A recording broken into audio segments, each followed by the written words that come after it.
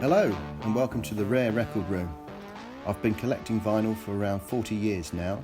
I was buying records in the late 1970s and during the 80s through to the 90s and beyond, when records were no longer in vogue and proved rather difficult to find. My collection is mostly guitar-based music from the 50s through to the 90s, covering rock and roll, through rhythm and blues, beat, psychedelia, rock, soul, funk, punk and new wave, pop and Britpop. It comprises around 2,500 records, mostly LPs, although there's a few hundred 7-inch singles, EPs and 12-inch singles.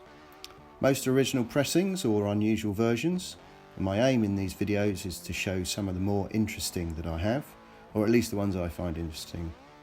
If you do too, please feel free to hit the like button and check out my other videos.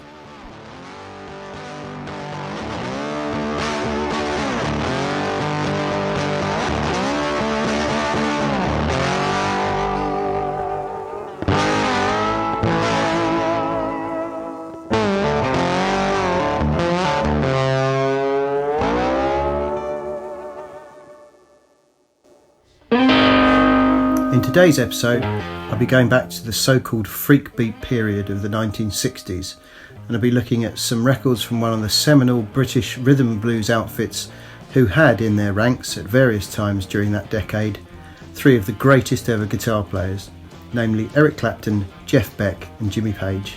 I am of course talking about the fabulous band the Yardbirds.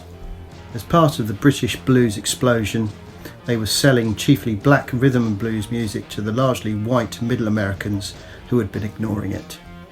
The first LP here is the live album Sonny Boy Williamson and the Yardbirds, recorded at the Crawdaddy Club in Richmond, Surrey on the 8th of December 1963 by the Chicago blues artist backed by the London blues band the Yardbirds, who had recently taken over as the Crawdaddy Club house band, replacing the Rolling Stones, who had just embarked on their chart career. All 9 tracks featured on the album were written by Sonny Boy Williamson II, the first of which, called Bye Bye Bird, was co-written by Willie Dixon. The LP was not actually released until January 1966 on the Fontana label in the UK and on Mercury Records in America in February 66, when the Yardbirds were famous in their own right, having had several top 10 singles in the UK and US throughout 1965.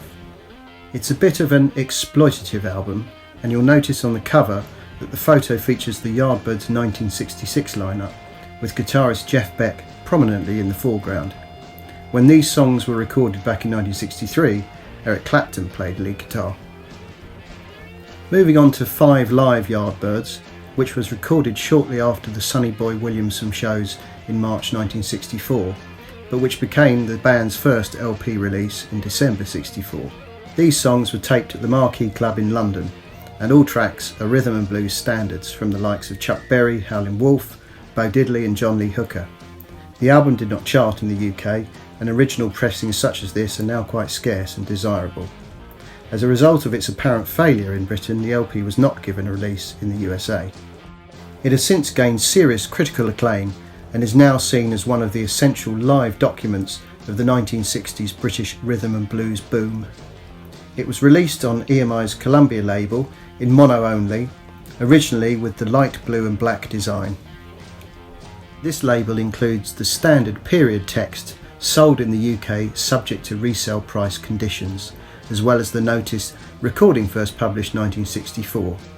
The rim text reads Columbia Gramophone Company, and the correct inner bag is a die-cut Hughes Emitex paper sleeve with a polythene liner. The album cover is a patent-pending flip-back sleeve printed by Garrett and Lofthouse.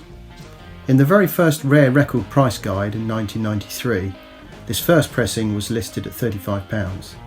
The 2020 guide values it at £250. I have a second pressing here from 1969 on the redesigned Columbia label, which now features the boxed EMI label and the Gramophone Company rim text.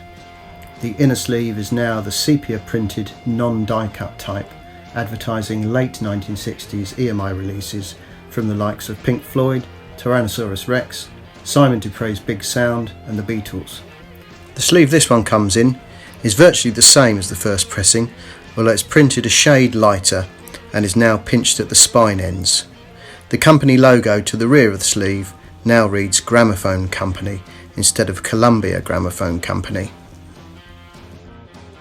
Next up is the only official studio LP released in mono and stereo, this being the stereo version, simply titled Yardbirds, but more commonly known as Roger the Engineer due to the caricature sleeve artwork by guitarist Chris Dreyer, of the record's audio engineer Roger Cameron. This was also the only Yardbirds LP to exclusively contain the band's own material and the only album featuring Jeff Beck on every song. It was released in July 1966 and reached number 20 in the UK charts. The track Over Under Sideways Down was released as a single and reached the top 10 in the UK and number 13 in the US. Like the album 5 Live Yardbirds, it originally appeared on the light blue and black Columbia label. It features the sold in the UK text, but no recording first published text, which had been dropped by 1966. The rim text reads The Gramophone Company rather than the Columbia Gramophone Company.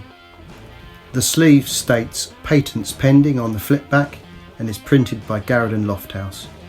The inner sleeve is the sepia printed non-die cut type, advertising late 60s EMI LPs, meaning this copy was originally sold in late 1967 or early 1968.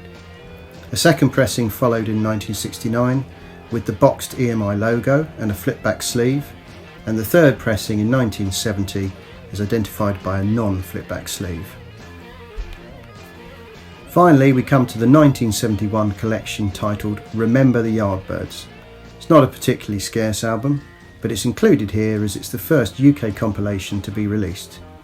An earlier collection titled The Yardbirds' Greatest Hits had appeared in 1967, but this was a US only issue. Remember the Yardbirds is on EMI's budget subsidiary Starline, and that's apparent when we look at the label, which is now printed in black inks. Full-priced EMI LPs still had silver lettering in 1971.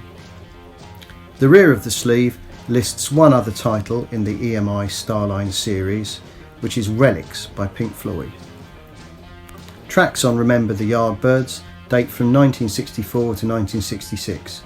It includes the singles I Wish You Would, Good Morning Little Schoolgirl, Evil Hearted You, For Your Love, I'm a Man, and Shapes of Things.